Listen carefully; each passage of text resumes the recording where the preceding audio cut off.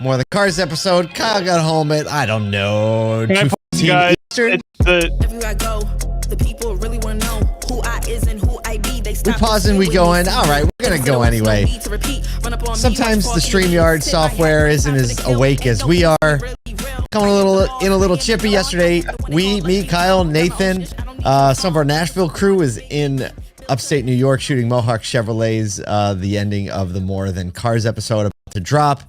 There's a little weather. Maybe the word hurricane was mentioned two or three times, and Kyle got home at like 2:15 Eastern. Yeah, it was a little bit much. Look, coming from Nashville is not as great as like a Minneapolis or an Atlanta or a Chicago when it comes to nonstops. But whenever I have to do the layover, I always know something's coming up. And so last night was a little bit dicey, but we're home. Life's good. Back in the seat.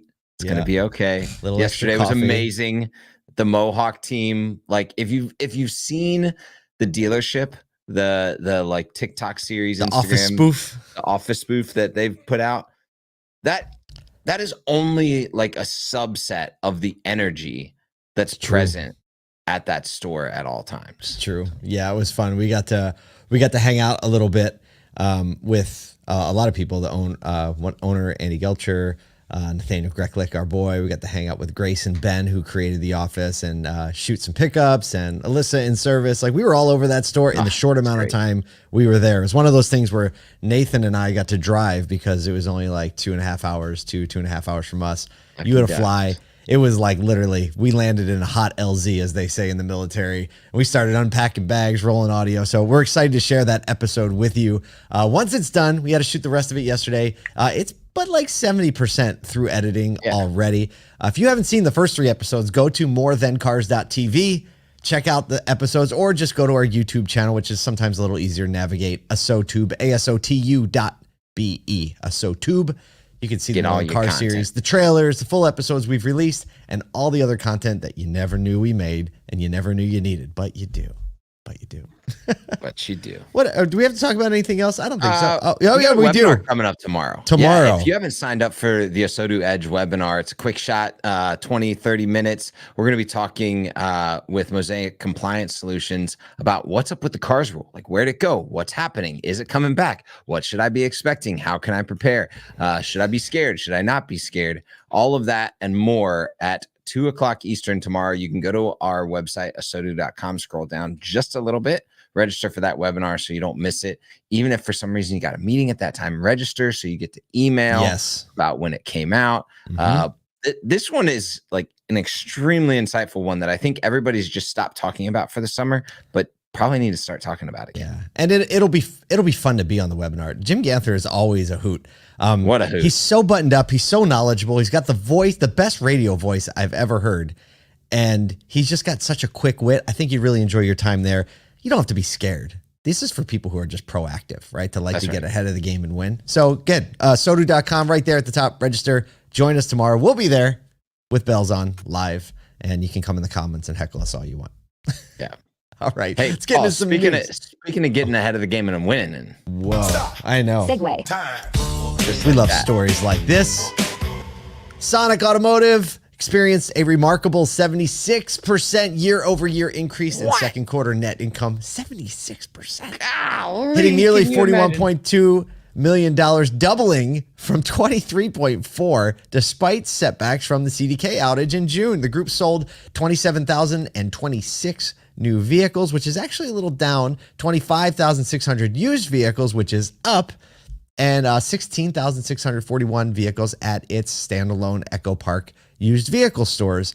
They estimated the CDK outage actually cut their net income by $22 million. That's wild. That's real wild. With showing $11.6 million in pre-tax charges for extra employee compensation. So it all comes out, all washes out in the labor for all that extra work manually. Other charges included $3.6 million for hail and storm damage. It was a tough quarter. Things are going on. And $1.4 million in impairment for some of their EchoPark locations in March. Sonic launched an initiative to add 300 techs in 2024, aiming to boost fixed ops gross profit by $100 million, and so far have netted 131. So they're tracking. They're a little behind, but Yeah. second half of the year is when people start looking for new place to be. It's kind of a natural refresh. So Sonic is in the fight and on the hunt. I like the focus on the techs. Like, hey, that's where we're going to win. That's where we're going to serve customers. That's going to make sure that our throughput in the shop is exactly what we need it to be for used vehicles. Also, honestly, surprised by this article, looking at the fact that their EchoPark stores account for more than like 30% of their entire used vehicle sales. Yeah. For the group. Honestly, that shocked me. Yeah, because they made a lot of changes in EchoPark last year. Closed a lot of locations. Closed locations, yes, yeah. People are like, is it desperation or strategy? So this is kind of showing that like it was strategy. Yeah, well, and it shows the way that people are looking to shop. You see Carvana rebounding, you see EchoPark doing quite well. And in the used car market, that's the way it's clear that more and more people are migrating that way as a form of shopping, more of a little bit cleaner, optimized digital to online to offline experience. So pretty cool. Had a great segue.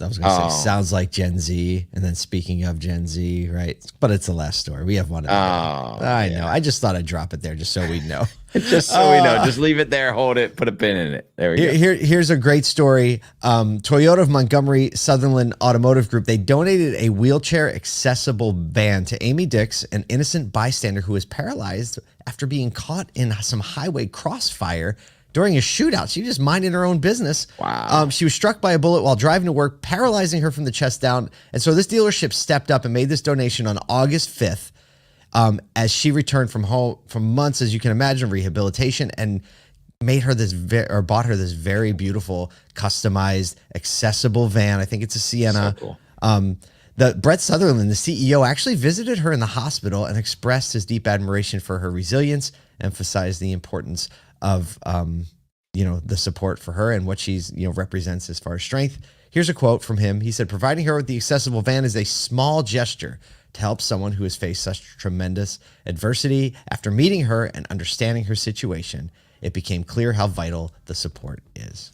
We love stories like this. I mean, love stories like this. Obviously, you see Brett on social media a lot and communicating exactly what his dreams are for the group. And then you see a lot of like great GMs and operators coming out of or being a part of the Sutherland group.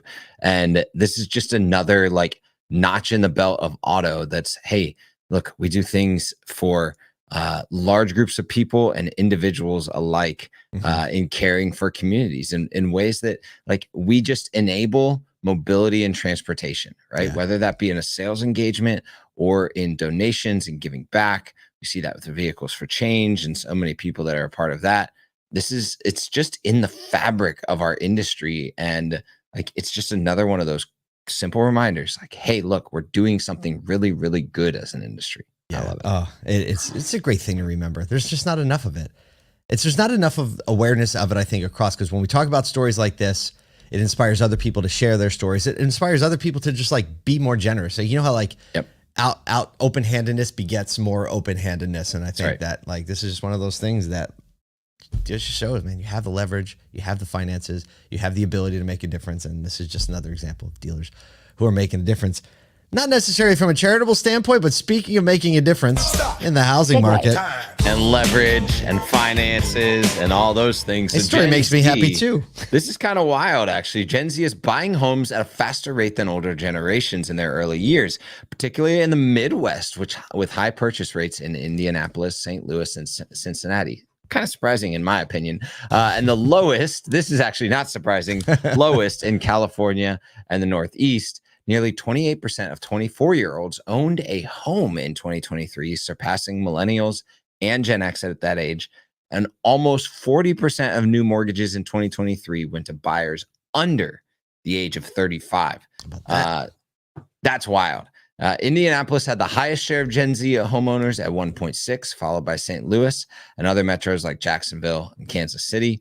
The lowest rates of Gen Z ownership at around 0.1% were in cities like San Francisco, New York City, Los Angeles, and Boston. A little bit of high-priced living out there. $2 bucks to buy a house around there.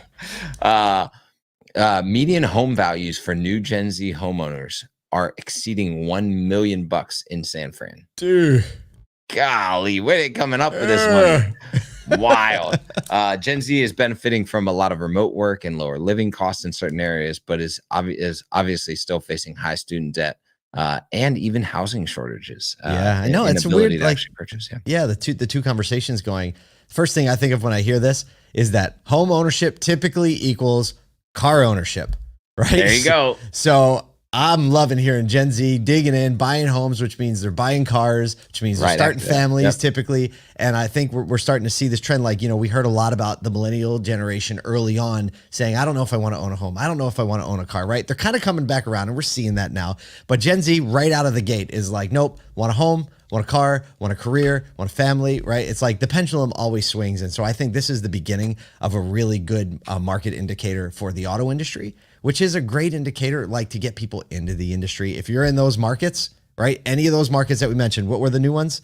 St. Louis, Cincinnati, Indianapolis. If you have a dealer group, you're in that area, take this little piece of information and just cater to this demographic who is buying a home for the first time. Well, and you look at these cities, like they're mid-major cities, right? They're not they're not the biggest major cities. They're like mid-major cities, and you see these Gen Zers actually moving into the suburbs of these cities to be able to purchase the types of homes that they want. So this is a very like suburban mid-major play. When you look at like being in a city like that, it is definitely an opportunity to market and advertise in the correct way to a Gen Z audience that probably has disposable income at some level because of the type of work that they've been able to dual gain. income, right? We're in dink mode, right? Dual income, no kids. I mean, this is the time. Sell them 2 cars and one for the weekend, right?